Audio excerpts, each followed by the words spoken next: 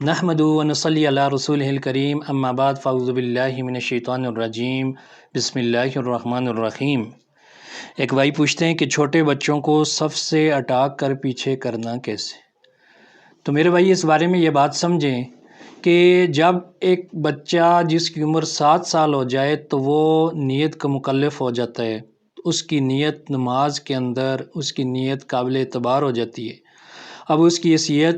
عام نمازی جیسی ہوتی ہے جس طرح باقی نمازی ہے۔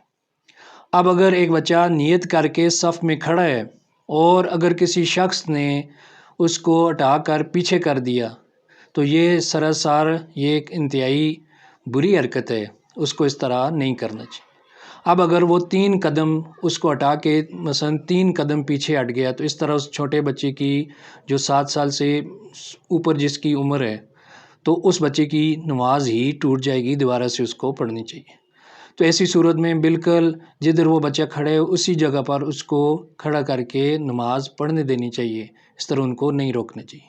آج کل دیکھا گیا ہے کہ بچے جب مسجد میں آ کر شور کر رہے ہوتے ہیں، وہ چھوٹے بچے ہوتے ہیں تو وہاں پر ان کے ساتھ جو بڑی عمر کے لوگ ہیں ان کو وہاں پر شفقت کا معاملہ کرنا چاہیے، ان کو روکنا نہیں چاہیے۔ اس کا بڑا نقصان یہ ہوتا ہے کہ چھوٹے بچے ڈر کی وجہ سے یا لوگوں کی ملامت کرنے کی وجہ سے وہ مسجد آنا ہی چھوڑ دیتے ہیں۔